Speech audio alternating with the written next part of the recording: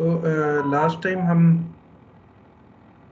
Time हम बात कर रहे थे हाफ वेव रेक्टिफायर्स की कि आइडियल डायोड की मदद से आप रेक्टिफायर किस तरीके से बना सकते हैं।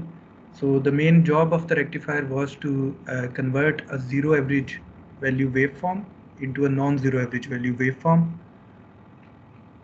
सो ये वाला सर्किट था जो हम देख रहे थे और हमने कहा था कि इनपुट पे आप एक साइनोसॉइड अप्लाई करें तो आउटपुट पे यू गेट।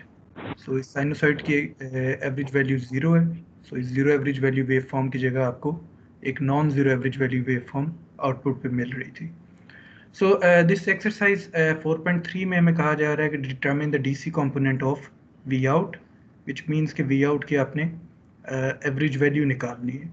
सो जिस तरह हमने लास्ट टाइम बात की थी तो वी आउट की एवरेज वैल्यू निकालने के लिए आपको फर्स्ट ऑफ ऑल उसके लिए इक्वेशंस लिखनी पड़ेंगी। Once you have written that you have to integrate across the time period. So पूरे टाइम पीरियड पे अगर आप इंटीग्रेट कर लें और फिर उसे टाइम पीरियड से डिवाइड कर दें तो you can determine the average value of that wave form.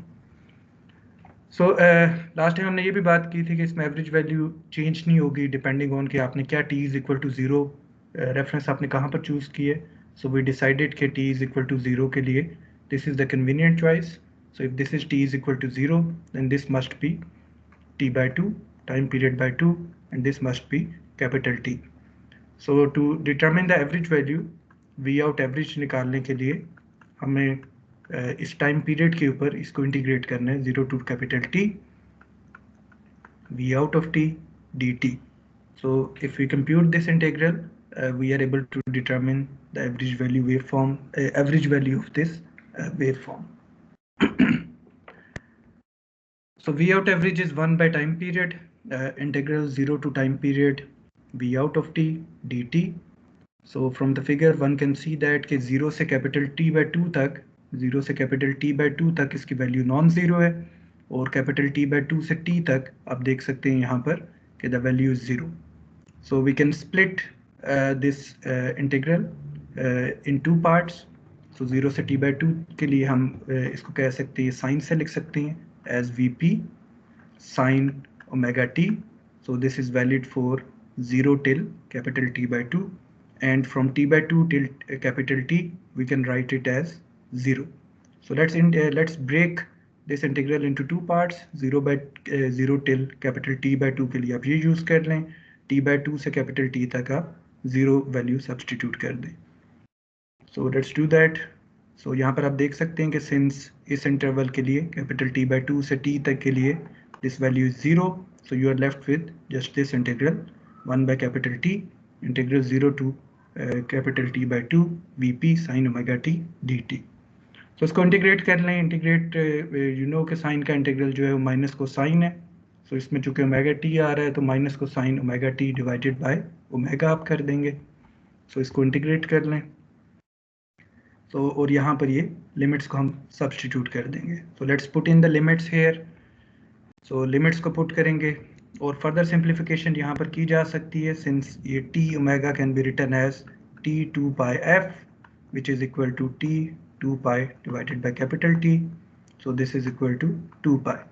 So omega capital T can be written as 2 pi. Let's make this substitution. Let's substitute the limits as well. So if you put in the limits, the value of the integral, computed integral is Vp divided by pi. So ये average value जो हमें मिल रही है इस output waveform से, it's a positive average value and it is equal to the peak voltage divided by pi. So peak voltage divided by pi is the average value of the output waveform. So Vp हमें इस problem में given था 10 volt. अगर वो आप substitute करें तो 10 को पाई से डिवाइड करें तो we get 3.1831 volt.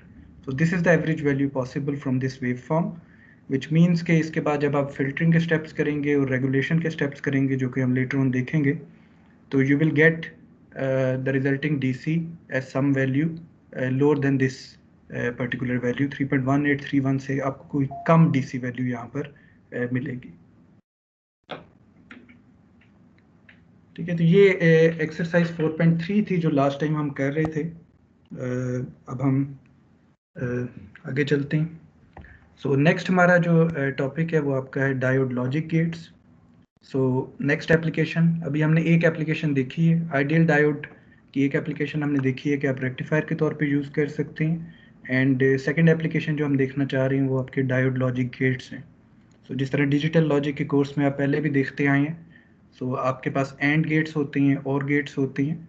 So these gates can also be implemented by making use of diodes. So diodes along with resistors can be utilized to implement digital logic gates. So truth table अगर आप recall करें to input AND gate का और to input OR gate का, तो they can be given like this. So you can see that for an OR gate, if any of the input is logic 1, you get logic 1 at the output. You get logic 0 at the output only if both inputs are logic 0. सो अगर logic zero है दोनों inputs तो आपको output पे logic zero मिलती है। Otherwise अगर एक भी इनपुट लॉजिक वन है तो आपको आउटपुट पे लॉजिक वन मिलती है। सो अगर इस ट्रुथ टेबल को कोई सर्किट सेटिस्फाई कर रहा हो तो हम उसे कहते हैं और गेट। एंड गेट के केस में अगर आपके पास एक भी लॉजिक ज़ीरो है तो the output will be logic zero and output will be logic one if and only if both inputs are logic one. So this is the truth table for AND gate. Logic zero से यहाँ पर क्या मुराद है, क्योंकि हमने तो यहाँ पर वोल्टेजेस की टर्म्स में बात करनी है। तो logic zero is some voltage close to zero volt and logic one जो हम यहाँ पर ले रहे हैं, logic one is some voltage close to plus 5 volts. Actually these exact numbers depend on कि किस लॉजिक फैमिली की आप बात कर रहे हैं, टीटीएल की बात कर रहे हैं, सीमॉस की बात कर रहे हैं, ईसीएल की बात कर रहे हैं। So exact levels will depend on which logic family are you talking about exactly. लेकिन यहाँ पर हम for the purpose of this diode logic we will take logic 0 as close to 0 volt and logic 1 as some value close to 5 volts. Recall करें कि this does not have to be exactly 0 volt. हमेशा इसमें logic families में कोई threshold होती है। So let's say for the sake of argument here हम logic zero के लिए कह देते हैं कि लॉजिक ज़ीरो एग्जैक्टली ज़ीरो नहीं है, it is some voltage less than 1 volt. और लॉजिक वन के लिए हम कह देते हैं कि it is some voltage greater than 4 volt. तो हमेशा इस तरह के सर्किट्स में कोई थ्रेशोल्ड आपने सेट की होती है जिससे नीचे के नंबर्स को आप लॉजिक ज़ीरो ले लेंगे और एक और सर्टन थ्रेशोल्ड होगी जिससे ऊपर के नंबर को आप लॉजिक वन ले लेंगे। So for the sake of our work here we will say that logic zero is some value less than 1 volt close to 0 volt typically and logic one is some value greater than 4 volt close to 5 volt typically. So let's see कि हम किस तरीके से ये gets implement कर सकते हैं using diodes and resistors. Let's start with OR gate. So हमारा क्लेम है कि this circuit, the circuit shown here is OR gate. So we are claiming कि ये जो सर्किट हमने यहाँ शो किया हुआ है this basically implements an OR gate. So इस क्लेम को वैलिडेट करने के लिए we must satisfy each of these rows. अगर ये चारों रोज हम सेटिस्फाई कर पाएँ तो then we can validate our claim that this circuit indeed acts as an OR gate. So यहाँ पर 2 इनपुट्स हैं, एक आउटपुट है और हम कह रहे हैं कि ये OR गेट के तौर पे एक्ट करेगा। सो उसको वैलिडेट करने के लिए we must be able to satisfy each and every row in the OR gate. ये OR गेट के ट्रूथ टेबल की हर रो को हमें सेटिस्फाई करना पड़ेगा। So let's start with the first row. So first row में हम क्या कह रहे हैं, ये 0 वोल्ट है, ये 0 वोल्ट है। सो पहले let's concentrate on this diode A. ये टॉप वाले डायोड पे कॉन्सेंट्रेट करते हैं, let's forget about this diode B. So diode A के हम कह रहे हैं कि एनोड के ऊपर 0 वोल्ट है और cathode is connected to a resistor and then to a ground. What do you expect, क्या होना चाहिए? Should it be forward biased or reverse biased?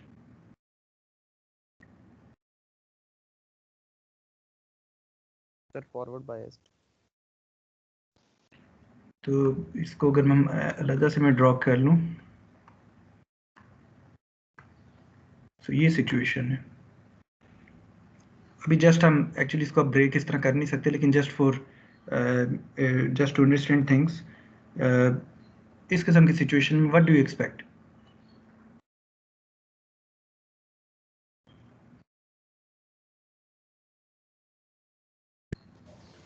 Forward bias नहीं है। इसमें थोड़ा सा एक्चुअली एक एम्बिग्विटी है, क्योंकि अगर आप रिकॉल करें तो आईवी कैरेक्टरिस्टिक जब हम देख रहे थे तो ये आपका फॉरवर्ड बायस कैरेक्टरिस्टिक था जो कि वर्टिकल लाइन है, and this is your reverse bias characteristic which is the horizontal line. तो ये एक्चुअली ये वाला पॉइंट है, right, which is common to both forward bias characteristic and reverse bias characteristic. लेकिन आगे जब हम प्रैक्टिकल डायोड्स देखेंगे तो टिपिकली उसका आईवी कैरेक्टरिस्टिक इस किस्म का होता है। So it is better to think of this origin as part of the reverse biased. So why? Because यहाँ पर देखिए एक्चुअली इस पूरे डायोड के क्रॉस कोई पोटेंशियल नहीं है, कोई पोटेंशियल डिफरेंस नहीं है। यहाँ पर एनोड के ऊपर भी 0 वोल्ट है and cathode is connected to a resistor and then to a ground. So when there is no potential difference it's better to think of it as reverse biased diode, क्योंकि आगे further clear हो जाएगा, क्योंकि अगले case में ये ambiguity नहीं है। This point is not part of both forward and reverse biased. It is part of the reverse biased region for a practical PN junction diode. इस केस में you can argue that कि ये forward biased है, क्योंकि ये point जो दोनों cases में है, लेकिन it is more intuitive कि आप ये समझें कि चूंकि डायोड के क्रॉस कोई पोटेंशियल डिफरेंस नहीं है, तो it is more intuitive to say that the diode is reverse biased because the current through the diode is zero. Although इस कैरेक्टरिस्टिक आईवी कैरेक्टरिस्टिक के बेसिस पे दोनों आर्ग्यू किए जा सकते हैं और प्रॉब्लम को सॉल्व किया जा सकता है, but it is more intuitive के you think of it as reverse biased diode. So अब अगर ये रिवर्स बायस्ड है तो दैट मीन्स के this diode is open circuit and the same argument is true for this as well. So ये आपने open circuit से replace कर दिया। So what is the expected output voltage? जी आउटपुट क्या आनी चाहिए? ये आपके पास 0 volt. 0 volt, right? And that 0 is because of this R. Is R, and by Ohm's law there is no current flowing through this R because you are just left with this R. ये दोनों तो open circuit हो गए ना, तो यहाँ पर आपके पास V out जो है 0 वोल्ट आ गई। हमने फर्स्ट रो को सेटिस्फाई कर लिया। Let's now move to the next row. So next row में हम क्या कह रहे हैं कि this is 0 volt,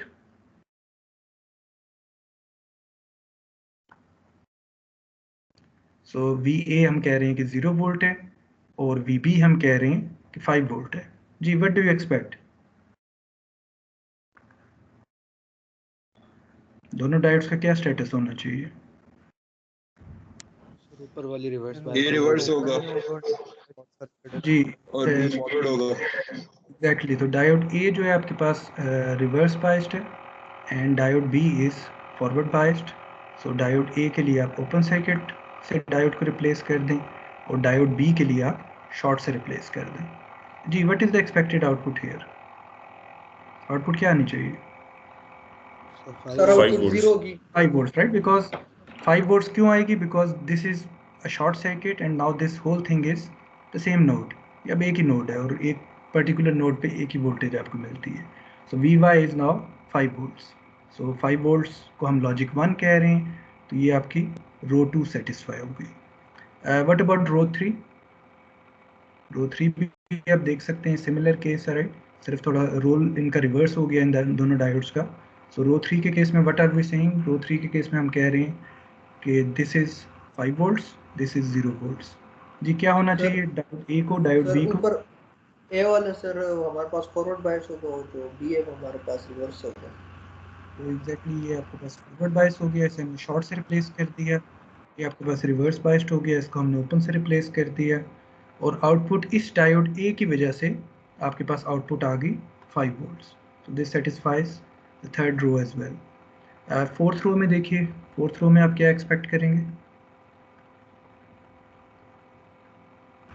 sir fourth में दोनों डायोड्स हमारे पास फॉरवर्ड बायस में लगे हैं और आउटपुट हमारे पास 5 ही है।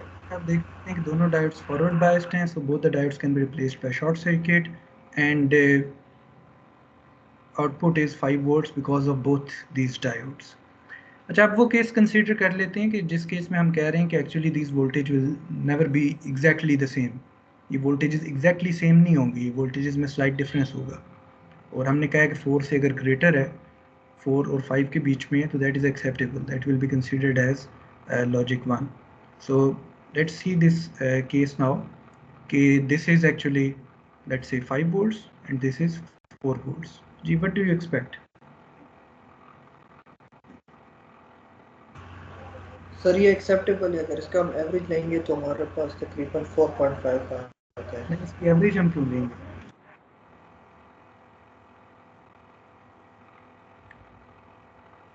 Sir Please. ऊपर वाली तो Sir, on 4 output we test ही will होगी also for get sure, voltage greater than 4. इसकी ऐसे यू वाई जो है वो लॉजिक बनी आएगी उसकी, तो हाँ जी, इस आंसर केस 5 में वोल्ट इस तरह होता है, तो जिसकी अक्रॉस वोल्टेज ग्रेटर होती है that will be the dominating one. इसको सोचने के लिए लेट्स कंसीडर फर्स्ट के जस्ट 4 वोल्ट आपने अप्लाई किए, अभी आपने ये नहीं लेट से अप्लाई किया, 5 वोल्ट अभी नहीं अप्लाई किया। सो बताइए ज़रा, डायोड बी अगर आपने जस्ट 4 वोल्ट अप्लाई किया और अभी डायोड ए के एनोड के ऊपर कोई वोल्टेज नहीं अप्लाई की, तो क्या आउटपुट आनी चाहिए? What will happen to diode B? Forward bias होगा। Forward biased, right? 4 volt. So it will act as a short circuit and output will be 4 volt. Now consider कि आप 5 volt apply कर दिए, अब क्या होगा? What will happen now? अब इस नोड पे अभी वो इस 4 वोल्ट वक्त की जगह पे 5 वोल्ट हो जाएगा। अब ये डायोड जो है फॉरवर्ड बायस होगा, it will force a voltage of 5 volt here, forcing this diode to become reverse biased. ठीक है, the voltage, the diode जिसके अक्रॉस मैक्सिमम वोल्टेज होगी इस किस्म के सर्किट्स में, जब एक नोड कॉमन है और दूसरे पे डिफरेंट वोल्टेजेस हैं, so the one diode that has maximum voltage difference across itself will be the dominating one and will force other diodes to become reverse biased. So जब आप ये 5 और 4 अप्लाई कर रहे होंगे तो 5 वोल्ट वाला डोमिनेट करेगा, it will become forward biased and it will force the other diode, diode B को ये फोर्स करेगा कि वो रिवर्स बायस्ड हो जाए, and you are left with one diode forward biased and one diode as reverse biased, और output आपके पास 5 volts आ जाएगी, which is logic 1 and which is fine। ठीक है जी। तो इस किस्म के सर्किट्स में ये आपने ख्याल करना है कि the diode with maximum voltage across itself will be the dominating one। जी, ये पॉइंट ठीक हो गया?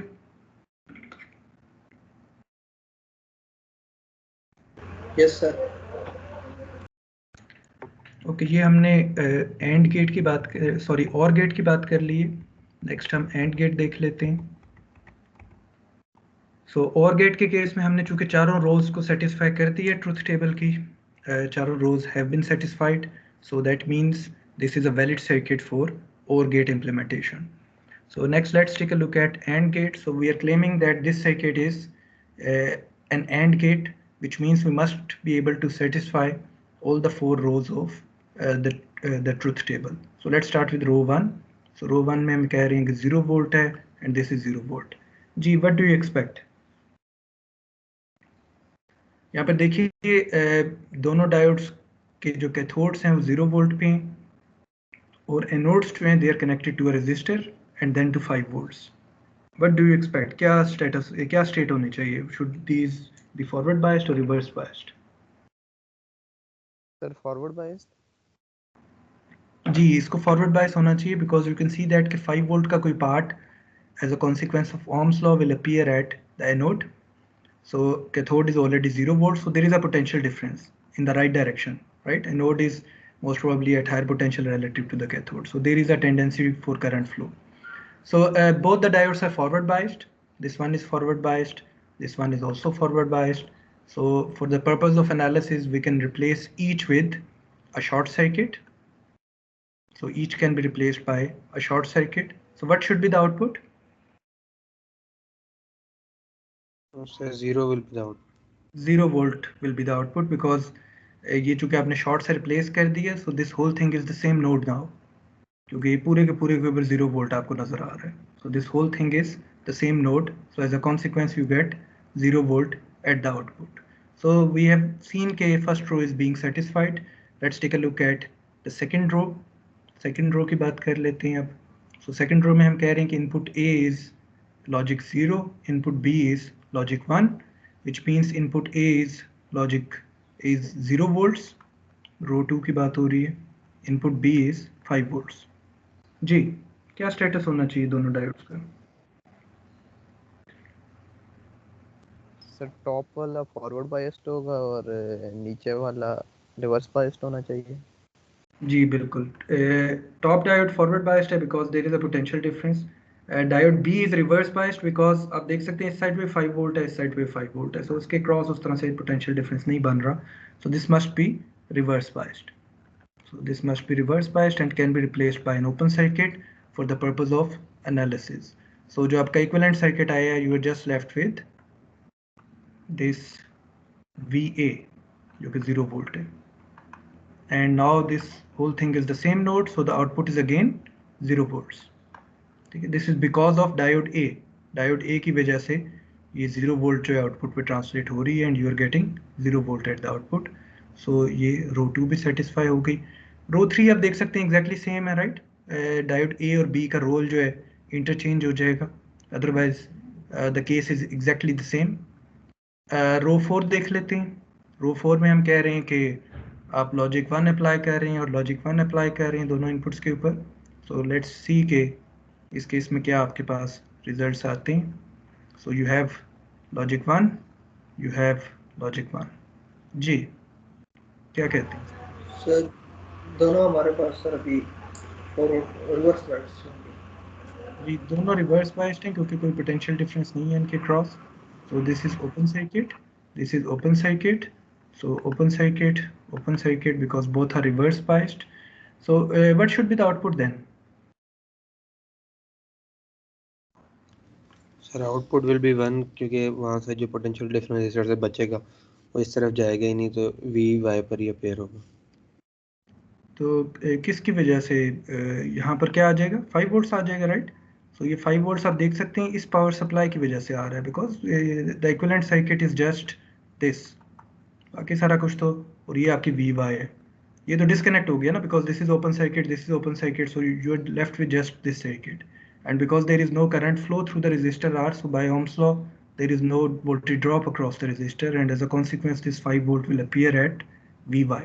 So Vy is 5 volts because of this power supply. ठीक है जी, ये देख सकते हैं सब लोग.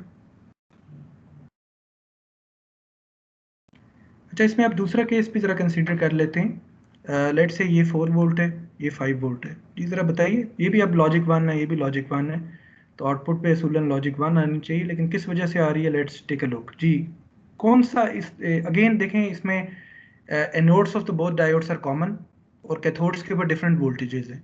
So the diode with maximum voltage across itself will be the dominating one, forcing the other diode to become reverse biased. तो कौन सा डायोड इसमें डोमिनेट करेगा? सर इसमें वी ए डोमिनेट करेगा फॉरवर्ड बायस के हिसाब से. जी, इसमें VA डोमिनेट करेगा क्योंकि VA के अक्रॉस जो वोल्टेज है वो 1 वोल्ट है और VB के अक्रॉस जो वोल्टेज है वो 0 वोल्ट है. तो आपने अक्रॉस वोल्टेज देखनी है, जस्ट एक नोड की वोल्टेज नहीं देखनी. सो VA डायोड A के क्रॉस 5-4 1 वोल्ट है और डायोड B के क्रॉस 5-5 0 वोल्ट है. सो diode A will become forward biased and diode B will be forced to become reverse biased and can be replaced by an open circuit. This can be replaced by a short circuit and output should be equal to, the output कितनी volts आ जाएगी? 4 volts. 4 volts, right? अब इस case में ये इसकी वजह से आई है because this is the same node forcing an output voltage of 4 volt. इसकी वजह से नहीं आई, right? So लेकिन still it is logic 1, it is 4 volt, it is logic 1 and this fourth row of the truth table is still being satisfied. So there is no problem here. यहाँ पर ये रो जो है still satisfy हो रही है. ठीक है जी, तो ये हमारा था this was AND gate.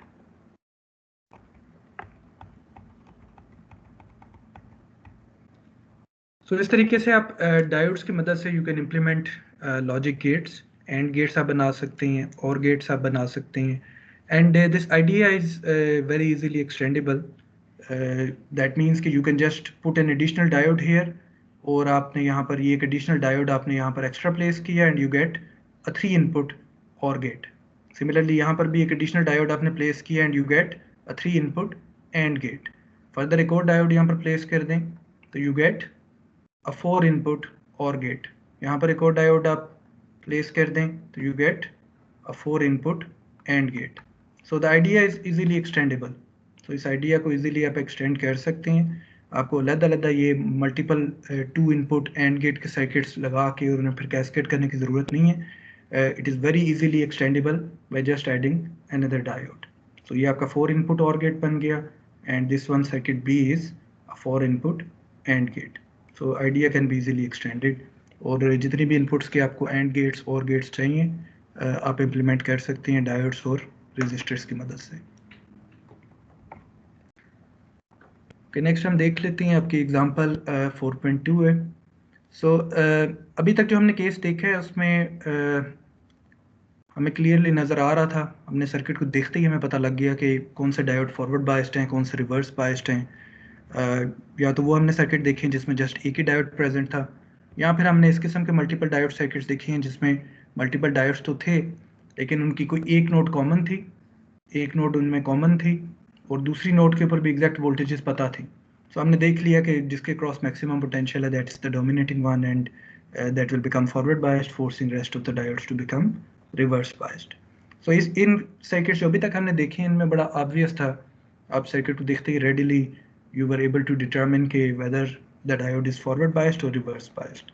But it so happens के sometimes we don't have any idea whether the diode is forward biased or reverse biased before doing the analysis. So we would like to see कि क्या generic method क्या possible है, कि क्या generalized तरीका है कि अगर आपको प्री हैंड नहीं पता कि कौन सा डायोड फॉरवर्ड बायस्ड है कौन सा रिवर्स बायस्ड है तो आप किस तरीके से प्रॉब्लम की एनालिसिस करेंगे. सो ये चीज़ अभी हम देखना चाह रहे हैं. सो इस किस्म के सिनेरियो में हमारा तरीकाकार ये होगा कि we'll start with an assumption. So we will start with an assumption. So assume all diodes are forward biased. So circuit A पे भी focus करें. Assume all diodes are forward biased. दो diodes यहाँ पर available हैं. So assume D1, D2 are forward biased. So अगर आपने ये assumption की तो that means कि each of the diode can be replaced by a short circuit. तो इस diode को आपने short circuit से replace कर दिया, इस diode को आपने short circuit से replace कर दिया. लेकिन ये क्लियर रखें माइंड में कि आपने अभी assumption की है, आपको पता नहीं है एक्चुअली कि डायोड्स का क्या स्टेटस है. This is just an assumption. So you must verify that assumption after doing the analysis. And if the assumption is verified, then your analysis is valid. Otherwise, you will have to make a new assumption and do the analysis again, and then verify that particular assumption. ठीक है, तो ये हमारा generic method होगा. Now the question is कि अगर एक diode forward biased है, हमने assumption की कि diode D1 is forward biased और हमने उसको replace कर दिया short से, हमने assumption की D2 is forward biased और उसको हमने replace कर दिया short से. हाउ डू वी वेरीफाई, हमारे पास ये रिजल्ट्स आ गए, लेट्स से मेरे पास ID2 की कोई वैल्यू आ गई, क्या ID2 की वैल्यू को देखते हुए somehow can I say that कि yes my initial assumption was true और नॉट. कैसे वेरीफाई किया जाए जरा सोच के बताइए.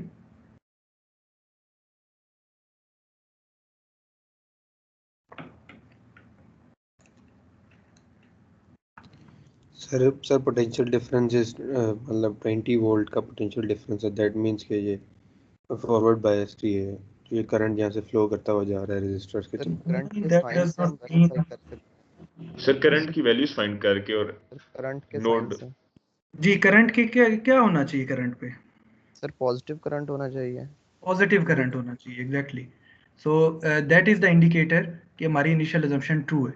देखिए जब आपने डायोड को कहा है कि डायोड फॉरवर्ड बायस्ड है, ये एज्यूम किया आपने, तो उसे आपने शॉर्ट सर्किट से रिप्लेस कर दिया, which means you have forced a voltage of V equal to 0 across the diode. तो अब बाद में आप कहेंगे यार मैंने V इज इक्वल टू 0 पे वेरीफाई कर दिया, तो वो तो कोई वेरिफिकेशन नहीं है ना, क्योंकि ये तो आपने खुद एज्यूम करके फोर्स की है वोल्टेज. तो वोल्टेज को आपने फोर्स कर दिया. दूसरा पैरामीटर आपके पास करंट है.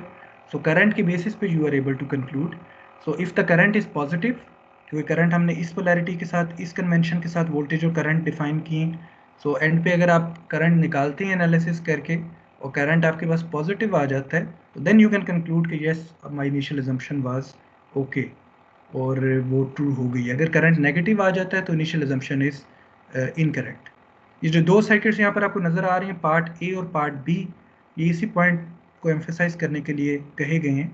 और जो भी आप लॉजिक दे रहे थे कि यहाँ 10 वोल्ट है या -10 वोल्ट है, that doesn't tell us much. यहाँ पर अभी आप देखेंगे एनालिसिस करके तो ये जो सर्किट ए है इसमें D1 D2 दोनों फॉरवर्ड बायस्ड हैं और सर्किट बी में D1 is reverse biased and D2 is forward biased. दोनों सेम तरह के सर्किट्स इसीलिए शो किए गए हैं कि आप प्री हैंड को ये उस तरह से आप मतलब गैस तो आप कर सकते हैं, लेकिन pre hand you can not readily determine के क्या स्टेटस है. So you must start with an assumption, proceed with the analysis and then verify that assumption. So अगर आपने डायोड को फॉरवर्ड बायस्ड अज्यूम की है तो उसका मतलब है कि आपने उसके क्रॉस वोल्टेज फोर्स कर दी है as 0 volt by replacing the diode with an short circuit, क्योंकि हम अभी आइडियल डायोड की बात कर रहे हैं। तो उसके थ्रू आप करंट को देखेंगे, तो करंट अगर पॉजिटिव आ जाता है देन इट्स ओके। अगर करंट नेगेटिव आ जाता है then you will make a new assumption regarding that particular diode, that कि वो डायोड जो है रिवर्स बायस्ड है। और रिवर्स बायस्ड का क्या मतलब है? रिवर्स बायस्ड का मतलब ये है, अगर मैं D1 को कहता हूँ कि assume D1 is reverse biased, then I'm forcing an open circuit there, which means I is equal to 0, तो मैं फोर्स कर रहा हूँ। तो इसको वेरीफाई कैसे करेंगे? जी, रिवर्स बायस्ड डायोड को कैसे वेरीफाई करेंगे? फॉरवर्ड की तो बात कर ली हमने। सर पोटेंशियल डिफरेंस ड्रॉप नहीं होना चाहिए उसके क्रॉस। क्या मतलब है इस बात का कि पोटेंशियल डिफरेंस ड्रॉप नहीं होना चाहिए? मतलब सर के वो ओपन सर्किट है तो जो पोटेंशियल डिफरेंस उसके क्रॉस किसी कंपोनेंट के क्रॉस थी, जैसे अभी जो फर्स्ट केस में 5 किलो ओम के क्रॉस जो वोल्टेज है वही D1 के क्रॉस होनी चाहिए अगर हम उसको रिवर्स बायस ले लेते हैं। नहीं, लेकिन ये तो आपने ओपन सर्किट खुद फोर्स किया है ना, तो जो चीज़ आपने फोर्स की है वही आप वेरिफिकेशन के लिए भी यूज़ कर लेंगे। वो तो नहीं कर सकते ना, वो तो आपने खुद सेट की है। आप कह रहे हैं कि मैंने जो assumption की है उसी में वेरिफिकेशन के लिए यूज़ कर लूँ, that doesn't make sense. Sir इसमें सर करंट की वोल्टेज डायरेक्शन वेरीफाई करेंगे कि अगर आ वोल्टेज जीरो जाएगी। नहीं होनी चाहिए। जी, वोल्टेज को क्या करेंगे?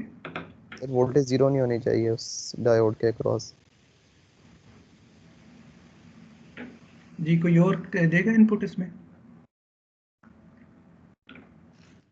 सर करंट की डायरेक्शन नेगेटिव आनी चाहिए। नहीं, करंट तो इसमें आपने ओपन सर्किट कह दिया ना, तो करंट तो इसमें है ही नहीं ना, करंट तो जीरो आपने फोर्स कर दी है। वोल्टेज को ही आपने देखना है, वो पॉइंट ठीक है। तो वोल्टेज का क्या क्या आना चाहिए वोल्टेज? सर वोल्टेज नेगेटिव होना चाहिए। Exactly, voltage should be negative. तो यहाँ पर आपने देखना ये कि voltage has to be negative according to this polarity, voltage needs to be negative.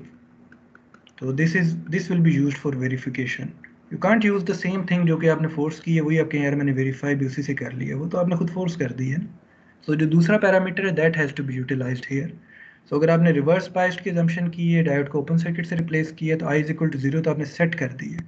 आपने V को चेक करना है, और V according to this polarity must be negative, which means the cathode must be at higher voltage relative to the anode. So that is what we are going to use for verification. So इस example को करके देखते हैं।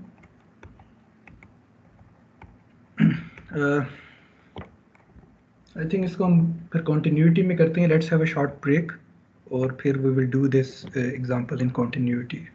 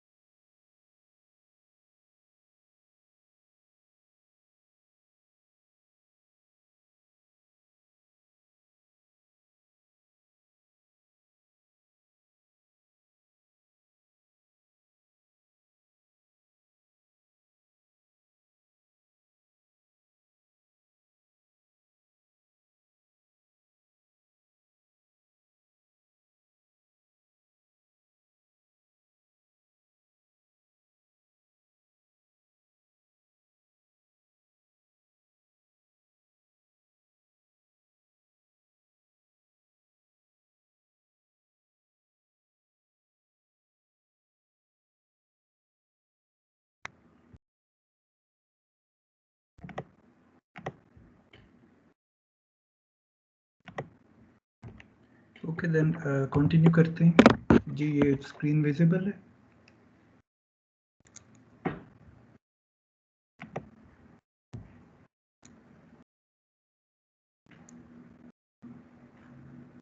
जी कोई student confirm करेगा? Yes, sir. Yes, sir. Yes, sir. Yes, sir. Okay let's start with circuit A.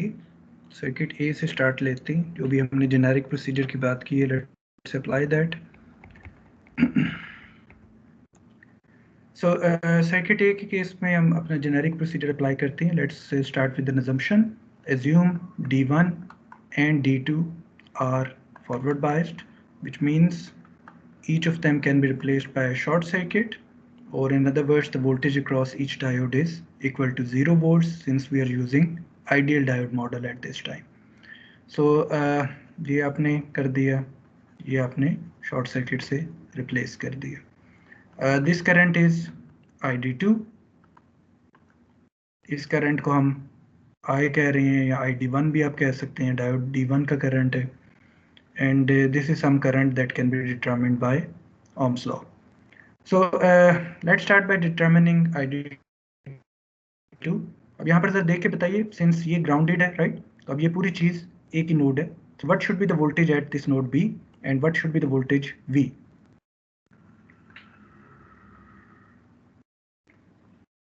Ji 0. Node B के ऊपर 0 volt होगी बिकॉज D1 इज हम कह रहे हैं फॉरवर्ड बायस्ड है, and since we are using ideal diode model here, so D1 has been replaced by short circuit. So this ground now is now connected at B, and this is also connected at V via this diode D2. So VB is equal to 0 is equal to V. ठीक है, क्योंकि diode D1 को हम short के तौर पे भी लेकर चल रहे हैं. So as a consequence, ID2 can be readily determined by making use of Ohm's law, and passive sign convention हमने यहाँ label कर दी है. So we have ID2 is equal to 10 minus V divided by 10K, or 10 minus 0 divided by 10K is 1 milliamperes. ठीक है, so ये 1 milliampere आ गया. So is that seems okay? जो हमारी initial assumption है उसके regarding क्या ये ठीक लग रहा है? Yes, sir. Right, so this current is positive, so this is good. Diode D2 के regarding हमारी assumption जो है वो ठीक लग रही है. Diode D2 is forward biased. Let's say अब current जो ID1 निकालना है उसके लिए हम क्या कर सकते हैं? Let's apply KCL at this node. So by KCL at this node, we have two currents entering the node, the current I, which is actually ID1, and current ID2. So these are the two currents entering the node, and there is one current exiting the node. So by KCL, we have two currents entering the node, current I plus ID2, which must be equal to this current exiting the node, which can be written by Ohm's law as VB minus 10 divided by 5K. Since VB हमें already पता है, VB is 0 volts, ID2 हम already determine कर चुके हैं, ID2 is 1 milliamperes. So let's make the substitution here. I plus 1 milli is equal to VB आप 0 put कर दें, ये minus minus plus हो गया. So we have this is equal to 2 milliamperes, and I is equal to 2 milli minus 1 milli is 1 milliampere. So अब आप देख सकते हैं कि ये जो डायोड D1 का करंट है वो भी आपके पास पॉजिटिव आया है. So seems okay. D1 is also forward biased. अब चूंकि ये आपकी इनिशियल assumption दोनों डायोड्स के रिगार्डिंग जो है वो प्रूफ हो गई है, so now we can say कि this is a valid analysis for the current circuit. Otherwise ये एनालिसिस आपकी नल एंड वॉइड हो जाती है, और इसमें जस्ट आपकी ये एनालिसिस ये इंडिकेटर होती है कि ये डायोड्स दोनों जो हैं फॉरवर्ड बायस नहीं है. लेकिन इस केस में चूंकि दोनों का करंट पॉजिटिव आ रहा है, so both the diodes are forward biased. So our initial assumption is correct. So both diodes D1 and D2 are forward biased. So we have determined all currents, all branch currents have been determined. I निकल आया, ये भी आपने निकाल लिया, and all node voltages have also been determined. So we conclude कि ये आपकी valid analysis and आपकी analysis complete हो गई है. दोनों डायोड्स के बारे में जो assumption हमने की थी initially वो proof हो चुकी है. ठीक है जी, तो ये part A complete हो गया. Both the diodes are actually forward biased for this part A. जी ये ठीक है, ये क्लियर है सबको?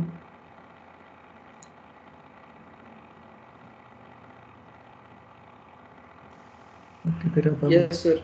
Yes sir. ओके अब फिर हम पार्ट बी की बात कर लेते हैं. सो अगेन पार्ट बी के लिए भी we have the same methodology in place. So we will start with the assumption that all diodes are conducting or forward biased. So assume all diodes जो कि इस केस में D1 and D2 हैं are forward biased, which means replace each diode by a short circuit. क्योंकि अभी हम ideal diode की बात कर रहे हैं, बाद में जब हम practical की बात करेंगे तो we have alternate ways to model the diodes as well. तो वो फिर depending on the problem at hand हम देखेंगे कि हमने किस particular model से उसे replace करना है. But for the moment हम just ideal diode लेके चल रहे हैं. So replace each diode by a short circuit and proceed with the analysis. So diode D1 को आपने short से replace कर दिया, आपने diode D2 को short से replace कर दिया. So again D2 है ये आपके पास, ये आपके पास some current है जिसको हम Ohm's law से निकाल सकते हैं. So again ये डायोड वही सिमिलर तरह का सर्किट है, इसलिए सिमिलर लाइंस पे एनालिसिस हो रही है. ये आपके पास ग्राउंड है और D1 आपके पास शॉर्ट सर्किट है, which means VB must be equal to 0 and this node B is also connected to this node B because via this D2 which is again acting as a short circuit here. So this is equal to V as well.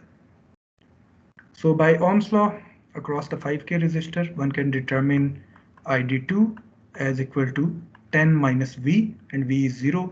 So 10 minus V divided by 5K is 2 milliamperes. And by KCL at this node B, there are two currents entering the node and one current exiting the node. So we have I plus ID2 must be equal to this current exiting the node, which can be written as VB minus 10 divided by 10K. And since VB is 0, so 0 plus 10 divided by 10K.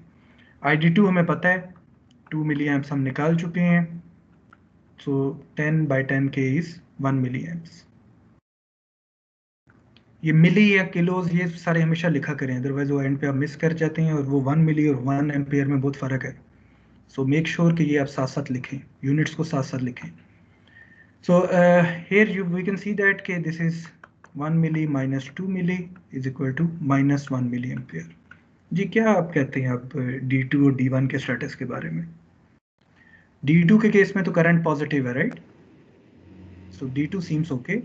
Initial assumption regarding D2 seems okay. What about D1? Sir ये नहीं ठीक होगी.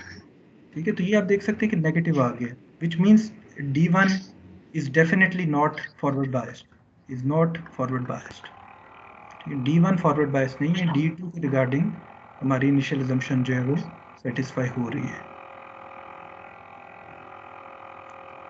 So, अब आपने जो नई assumption करनी है वो आपने arbitrarily नहीं करनी बल्कि इन रिजल्ट्स की बेसिस पे करनी है. So what is the new logical assumption based on these results? यहाँ पर हमने क्या देखा है कि D1 के केस में करंट पॉजिटिव आ रहा था, तो यस सॉरी D2 के केस में करंट पॉजिटिव आया है और D1 के केस में करंट नेगेटिव आया है. So based on this result we need to make the new assumption. So what should be the new logical assumption based on the previous results? Ji D1 is forward D1 को reverse और D1 reverse. Exactly तो हमें D2 को forward bias करना है क्योंकि पिछले results हमें ये बता रहे हैं, और D1 को हमें रिवर्स बायस करना है again based on the prior analysis के बेसिस पे हम ये कंक्लूजन कर रहे हैं. सो this is the new logical assumption. New assumption must not be arbitrary but based on the previous results, ताकि वो आप चलते जाएं. और ये वाली जो आइट्रेशन आपने की है ये करंट्स या वोल्टेजेस कोई भी वैलिड नहीं है सर्किट के लिए. इस एनालिसिस ने जस्ट हमें ये बताया है कि दोनों डायोड्स फॉरवर्ड बायस नहीं है. तो अगर आप चेक ही नहीं करते और यहाँ पर रुक जाते हैं तो वो आपकी एनालिसिस पर गलत होगी ना, क्योंकि आपने इनिशियल अजम्पशन को वेरीफाई नहीं किया. सो you must verify and if needed अगर assumptions are not satisfied you must do the analysis again. So this analysis is actually null and void because both diodes are not forward biased.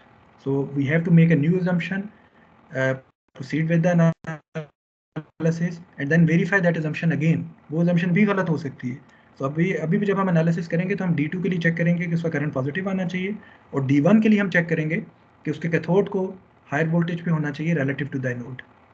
ठीक है, तो ये दोनों चीज़ें हमें again check करनी पड़ेंगी. So let's do the analysis with this new assumption now.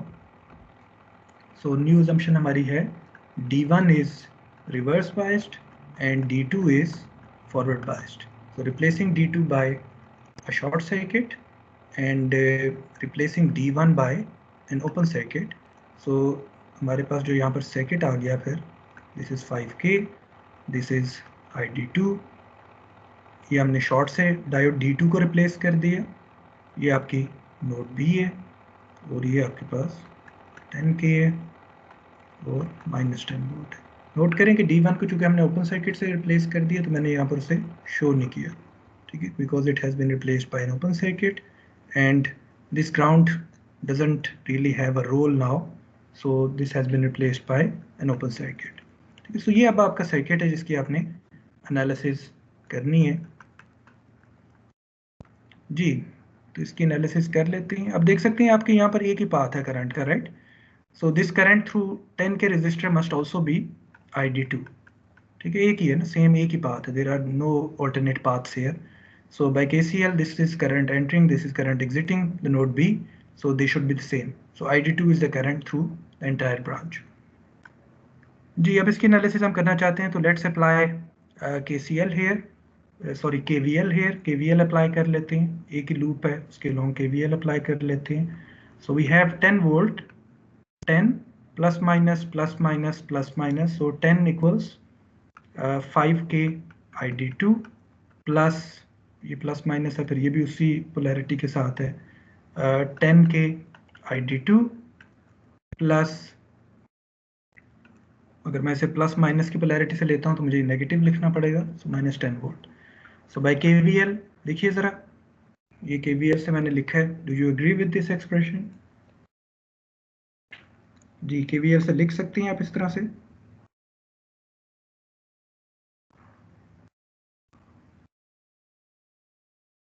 हाँ जी, ठीक लग रहा है. तो इस -10 को फिर अब हम दूसरी साइड पे ले जाते हैं. So 20 is equal to 15K ID2 and ID2 must be equal to 20 divided by 15K.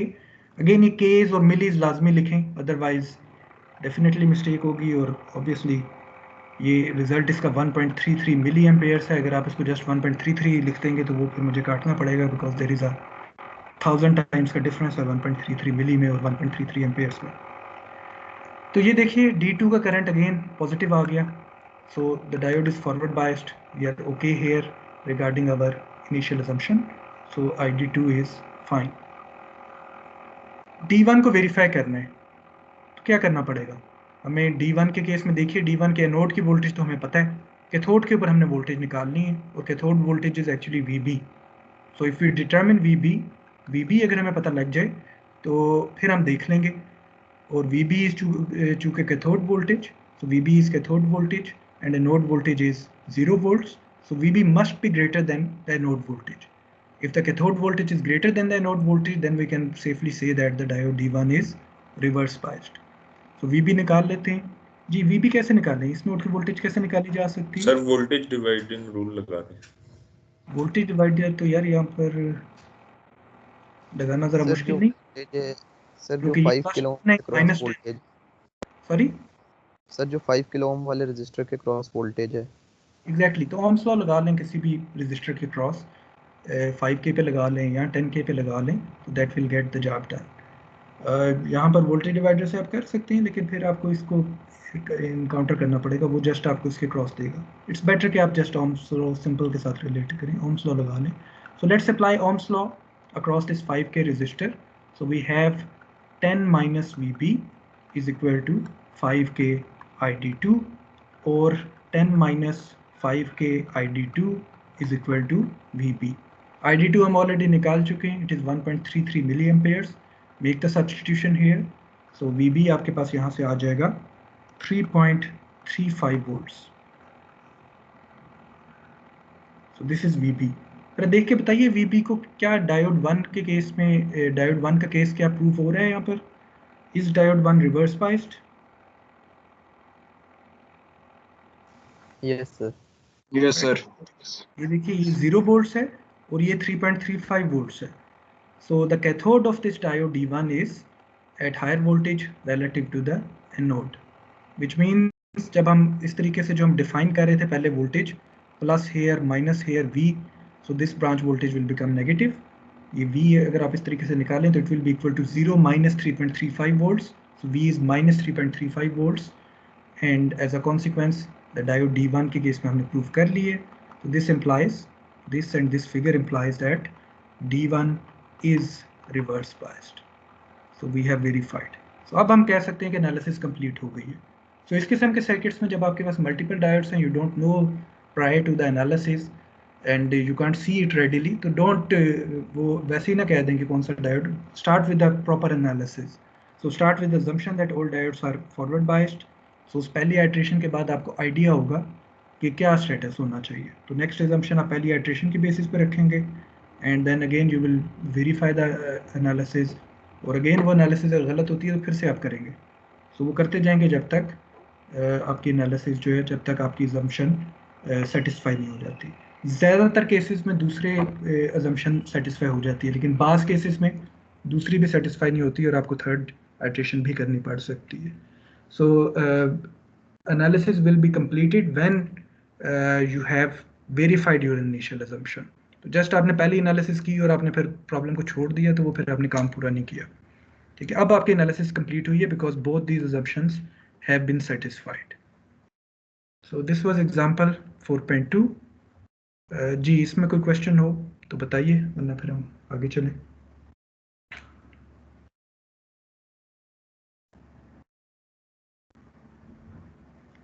Okay, next हम देख लेते हैं एक्सरसाइज 4.4.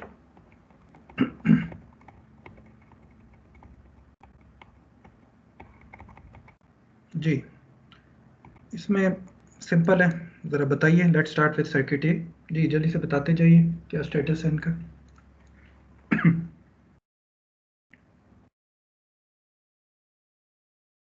जी सर्किट ए में बताइए डायोड का क्या किस मोड में है और क्या वो वी क्या आना चाहिए, आई क्या आना चाहिए.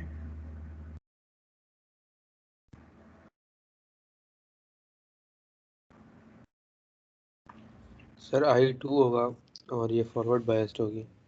तो ये आप रेडिली देख सकते हैं कि यहाँ पर एनोड के ऊपर 5 वोल्ट है, थ्रू अ रेजिस्टर कनेक्टेड है. So V must be equal to 0 volts and I must be equal to 5 minus 0 divided by 2.5k. So I must be equal to 2 milliamperes. So I is 2 milliamperes here and V is 0 volts. जी circuit B में बताइए. Sir reverse biased है और आई 0 होगा. Reverse biased है, which means I is 0. And what is the value of V? Sir we would be 5 volts.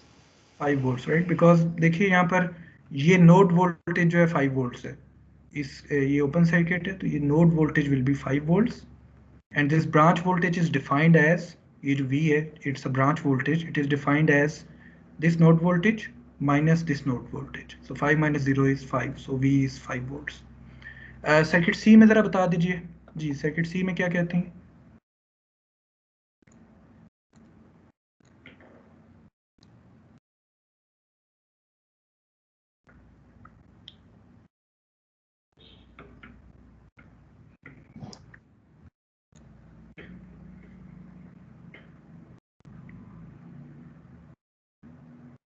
हाँ जी circuit C में नहीं देख सकते. देखिए यहाँ पर कैथोड इज रिवर्स कनेक्टेड, होगा, एनालिसिस करनी पड़ेगी. रिवर्स होगा, I0 होगा. Cathode is grounded, anode is connected to -5 volts through a resistor.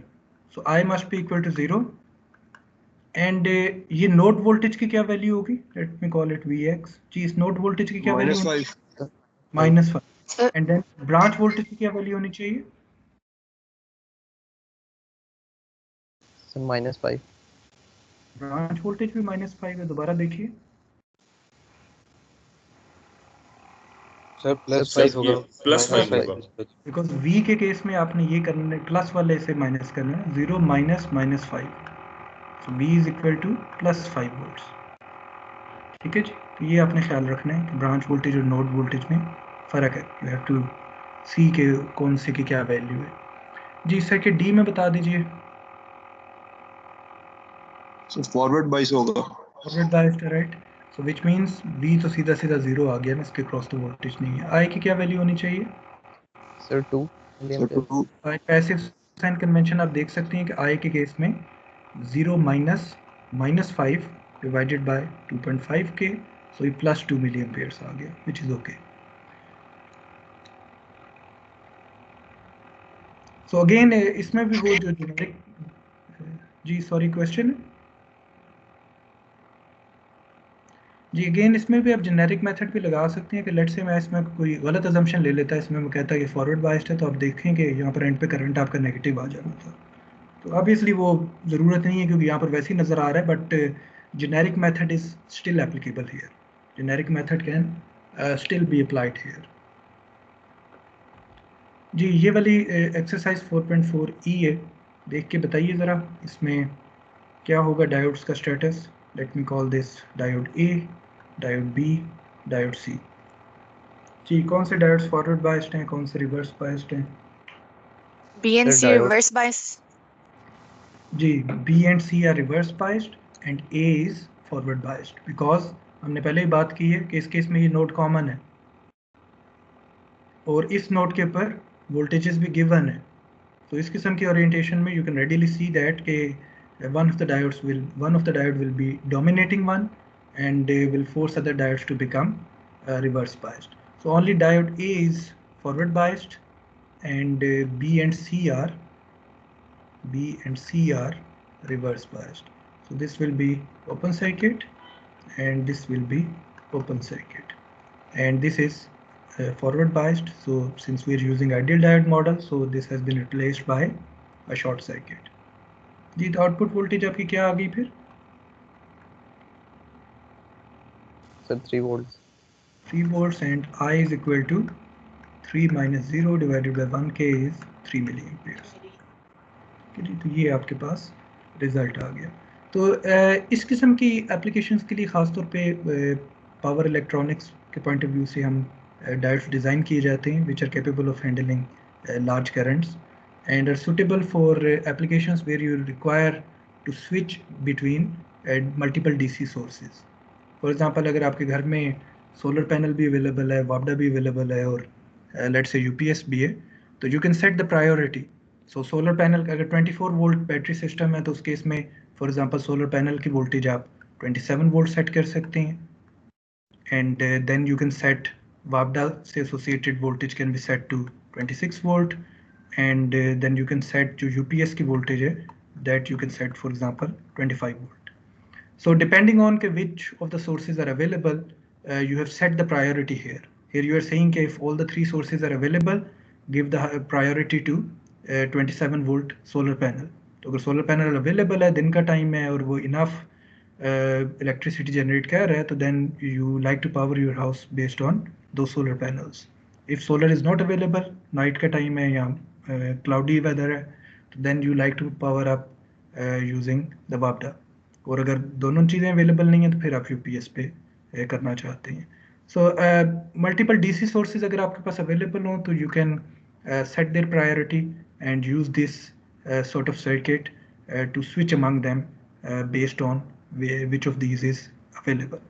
So इसको readily हम often use करते हैं मल्टीपल पावर सप्लाईज को मल्टीपल डीसी सोर्सेज के among switch करने के लिए based on our priority. जी नेक्स्ट हम देख लेते हैं ये एक्सरसाइज 4.4 एफ है। जी इसमें ज़रा देख के बताइए, इसमें भी वही सेम आइडिया है because you can readily see that के nodes are common here and cathode के ऊपर वोल्टेजेस डिफरेंट हैं और वो वोल्टेजेस आपको गिवन भी हैं। So what do you expect here? जी let me call this diode A, diode B, diode C. जी सर ए C भी फॉरवर्ड रिवर्स बायस होंगे, सी फॉरवर्ड होगा। जी एग्जैक्टली तो इसमें सी फॉरवर्ड होना चाहिए क्योंकि आपने जस्ट एक नोड वोल्टेज नहीं देखनी बल्कि यू नीड टू जस्ट एक नोड वोल्टेज आपने नहीं देखनी बल्कि आपने डायोड्स के अक्रॉस देखना है। तो यू कैन सी दैट कि ए के अक्रॉस जो वोल्टेज है, ए के अक्रॉस जो वोल्टेज है वो 5 - 3 is 2 volts है, बी के अक्रॉस जो वोल्टेज है 5 - 2 is 3 volts है, एंड सी के अक्रॉस वोल्टेज जो है 5 - 1 is 4 volt है. So C will be the dominating one.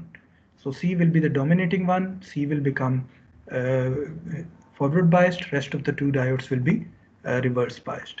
So C is the only diode forward biased diode. Rest of the two are reverse biased. So for the purpose of analysis, we can replace these two diodes by open circuits and this one by a short circuit. So as a consequence, अब ये एक की node बन गई है, and V is now 1 volt.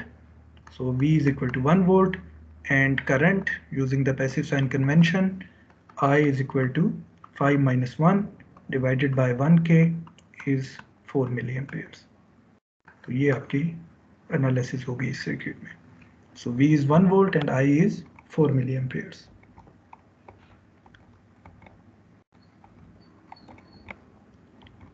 So अभी तक हमने जो बात की है वो हमने आइडियल डायोड की बात की है. So ideal diode obviously, as the name indicates, does not really exist. So it is ideal. So उसको हमने क्यों डिस्कस किया, उस पर हमने टाइम क्यों स्पेंड किया, because we like to quickly learn के किस टाइप की एप्लीकेशंस हैं जो न्यू कंपोनेंट से पॉसिबल हैं. सो वी हैव सीन कि आप इसकी मदद से रेक्टिफायर्स बना सकते हैं, आप इसकी मदद से गेट्स बना सकते हैं, लॉजिक गेट्स बना सकते हैं, एंड गेट और गेट. आप इसकी मदद से मल्टीपल डीसी सोर्सेज के अमंग स्विचिंग कर सकते हैं. सो ये एप्लीकेशंस पॉसिबल हैं. वी लाइक के मॉडल हम सिंपल से सिंपल रखें टू अंडरस्टैंड के what sort of applications are possible. But now, since we are familiar with what sort of applications are possible, now we would like to extend the idea to a practical PN junction diode. So practical PN junction diode के किस तरह के terminal characteristics होते हैं वो अब हम देखना चाहेंगे. So up till now we have talked about the behavior of ideal diode, and let's see के real diodes जो आपकी लैब में फॉर एग्जांपल अवेलेबल हैं और उसके आप IV कैरेक्टरिस्टिक को अगर देखेंगे तो वो किस किस्म का होगा. Specifically we are interested in semiconductor PN junction diode. Silicon से बना हुआ, अदर सेमीकंडक्टर से भी बनाया जा सकता है. PN जंक्शन के अलावा और भी ऑप्शंस हैं. फॉर एग्जांपल आपके पास मेटल सेमीकंडक्टर जंक्शन से भी बनाया जा सकता है. But for the moment we will emphasize on the PN junction diode और उसको हम थोरोली स्टडी करना चाहेंगे. So this is the IV characteristic for silicon PN junction diode. So इस केस में the first thing that you can notice is कि instead of two distinct modes of operation, there is something additional here. ये mode इस किस्म की चीज़ नहीं थी आपके पास. आइडियल डायोड में हमने देखा था यार ये वर्टिकल लाइन है, this indicates forward biased, and this is a horizontal line which indicates reverse biased. And we are assuming कि ये जो रिवर्स बायस्ड रीजन है ये हमेशा एक्सटेंड होता रहता है -∞ तक. फॉर एग्जांपल आइडियल कंडीशंस में ये हमेशा एक्सटेंडेड है. So there is no other mode available. From the IV characteristic is just current versus voltage plot. From the IV characteristic of this practical silicon PN junction diode one can see that there is some additional mode as well. So reverse biased जो एक खास negative voltage तक extend हो रहा है और उसके बाद current is no longer zero. Current दोबारा से current is negative but it is finite. So current दोबारा से बढ़ना शुरू हो गया. So this additional mode is called reverse breakdown region of operation और रिवर्स ब्रेकडाउन मोड.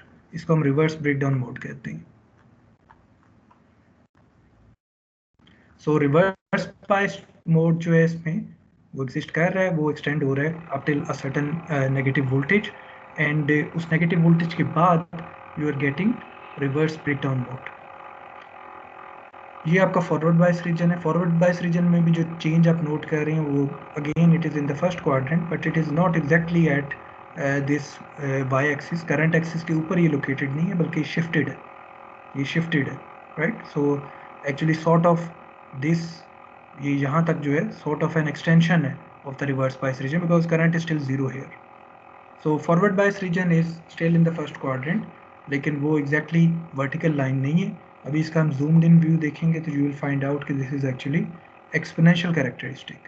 ये एक्सपोनेंशियल कैरेक्टरिस्टिक है and it can be modelled by an exponential. So exact model जो है इसका वो एक एक्सपोनेंशियल मॉडल है. जो आइडियल डायोड का मॉडल था वो एक रफ अप्रोक्सीमेशन थी. एग्जैक्टली जो है this is exponential characteristic. So the first difference that one note from this practical terminal characteristic or IV plot of PN junction diode is that there are three distinct modes of operation.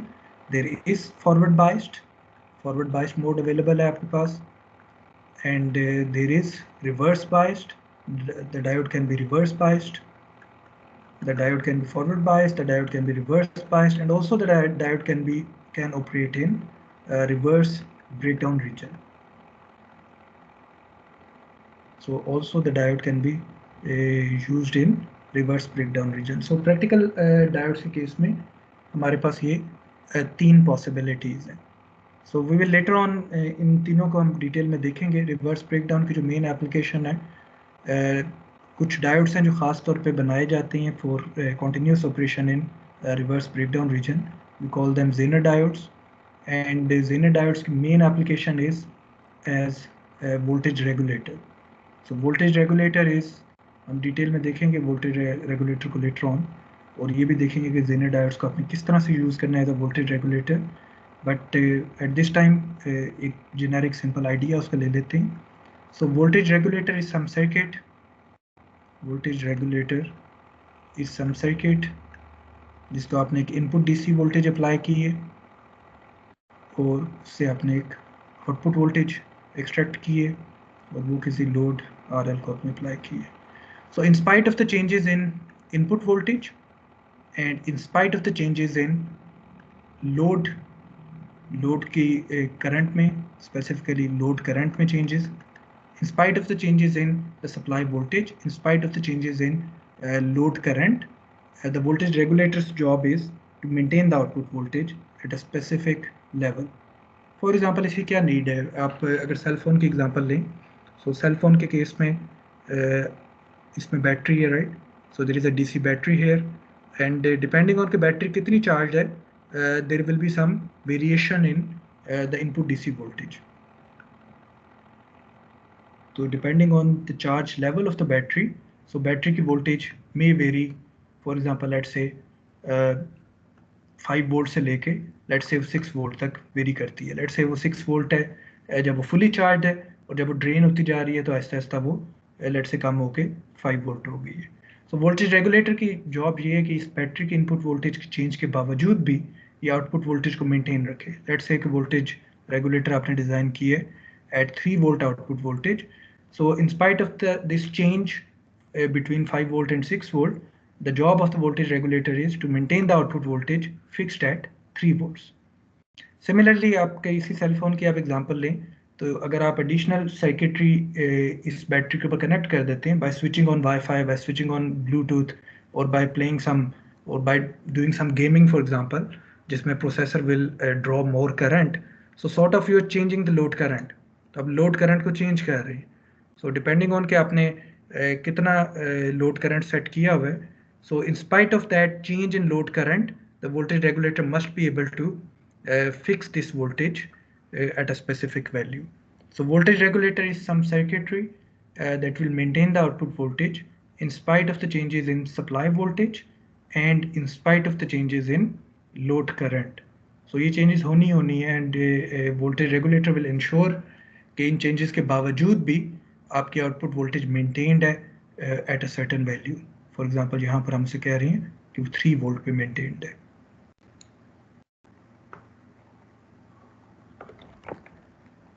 सो इसी ivy characteristic का अगर आप zoomed इन view देखें, तो यहाँ पर हमने first quadrant में इसको ज़रा जूम इन किया है और थर्ड क्वाड्रेंट में हमने इसको वैसे ही रहने दिया है. वो कंप्रेस्ड स्केल पे हम देख रहे हैं. We just want to see the details. So first quadrant को हमने ज़रा जूम इन करके देखा है. तो फर्स्ट क्वाड्रेंट में आप देखें, so up till a certain value, इस वैल्यू को हम कहते हैं cut in voltage. So this value is called cut in voltage. So up till this value of cut in voltage, जो कि टिपिकली 0.5 वोल्ट होगी. सो 0.5 वोल्ट तक आप देख सकते हैं कि current is still zero. So this region is sort of an extension of reverse biased because the current is still equal to zero. उसके बाद करंट राइज करना शुरू करेगा और फिर बड़ी तेजी से राइज करेगा. ठीक ठीक है, फिर बड़ी तेजी से राइज करेगा। अगेन हम वोल्टेज और करंट की पोलैरिटी एग्जैक्टली वही यूज कर रहे हैं जो कि हम पहले भी यूज करते आए हैं। और यहाँ पर आप देख सकते हैं कि you have reverse biased region जिसमें current is negligibly small, almost zero, and then after certain negative threshold value जिसको हमने यहाँ -VZK से इंडिकेट की है, उसके बाद डायोड का करंट जो है अगेन इंक्रीज होना शुरू हो जाता है and you can again use this diode. So ये अगर आप गौर करें तो this curve is very steep, right. यहाँ पर आपको एक सिग्निफिकेंट चेंज नजर आ रही है करंट में with respect to a very small change in voltage. So this is a good curve for voltage regulator application. So voltage regulator application को इसी किस्म का कर्व चाहिए जिसमें there is a very small change in voltage but huge change in current. So this is very suitable for voltage regulator. So that's why the diodes specifically designed for this reverse breakdown region called Zener diodes have a main application of voltage regulator. You can also argue कि ये भी steep है. This curve is also steep. You can also argue that, and yes, that is true. This curve can also be utilized for voltage regulator application, but the limitation here is कि ये in the vicinity of 0.7 volt ही होगा. It will be in the vicinity of 0.7 volt. So the diode voltage will typically vary between 0.6 and 0.8 volt, depending on. You can read the exact value on the data sheet. So depending on के किस तरह का diode है। अगर high power diodes में ये number ज़रा ज़्यादा होता है, 0.7 नहीं होता, वो लेट्स से 0.8, 0.9 या 1 वोल्ट के अराउंड होगा। But depending on the diode 0.7 के अराउंड जो डायोड ऑपरेट कर रहा है उसमें ये रेंज ऑफ वोल्टेज है। So yes, you can make a voltage regulator using a forward biased region as well, but उसकी लिमिटेशन ये है कि वो जस्ट 0.7 के अराउंड रहेगा। या 0.7 के मल्टीपल में आपको मिल सकता है। अगर आप 2 सीरीज़ में लगा लें तो 1.4 वोल्ट का रेगुलेटर बना सकती हैं, 3 सीरीज़ में लगा लें तो 2.1 वोल्ट का रेगुलेटर बना सकते हैं एंड सो ऑन। लेकिन उसमें फिर ये लिमिटेशन है। जबकि अगर आप ये रिवर्स ब्रेकडाउन रीजन यूज़ करते हैं तो इसमें वैरायटी ऑफ वोल्टेजेस के जेनर डायोड्स अवेलेबल हैं। You can pick and choose among them and implement the desired voltage का वोल्टेज रेगुलेटर बनाया जा सकता है। तो इसको हम डिटेल में देखेंगे, हम एक्चुअल प्रॉब्लम सॉल्विंग भी करेंगे एंड विल सी कि किस तरीके से डिज़ाइन किया जा सकता है zener based voltage regulator. So the characteristic curve here indicates that we have 3 distinct regions of operation. The forward bias region determined by V is greater than 0. The reverse bias region determined by V is less than 0 until this -VZK.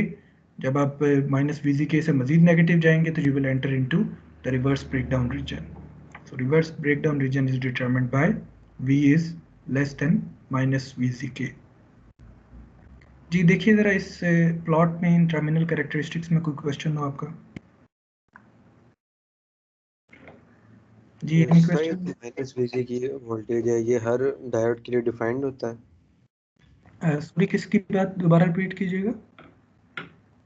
Sir जो voltage है जिस पर इसका breakdown हो जाएगा तो ये हर diode के लिए डिफाइंड होता है?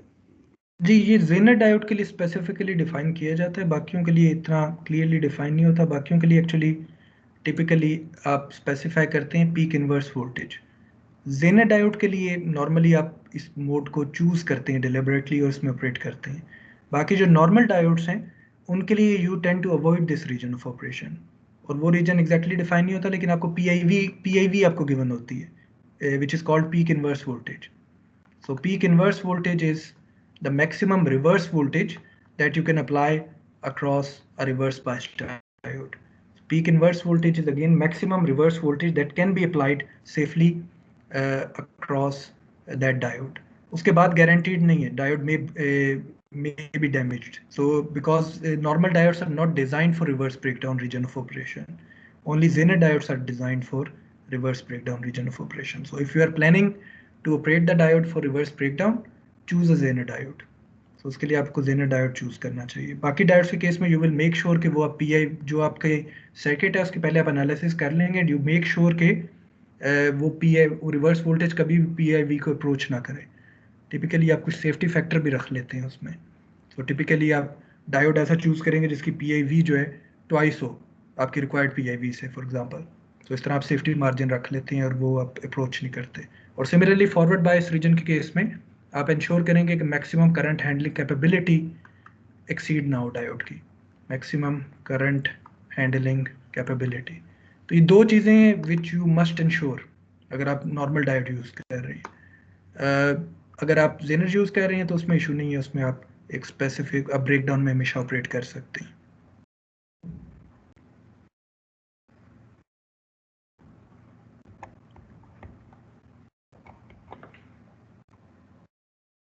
ओके जी, आज हम यहाँ ही एंड करेंगे। ये वीक हमने थोड़ा लाइट रखा है, नेक्स्ट वीक इंशाल्लाह ज़रा फिर प्रॉपर पेस पे चलेंगे।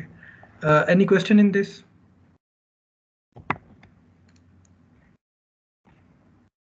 सर जो एंड गेट वाला हमने डायोड से सर्किट पढ़ा था वो वाली अगर आप काइंडली स्लाइड ओपन कर लें।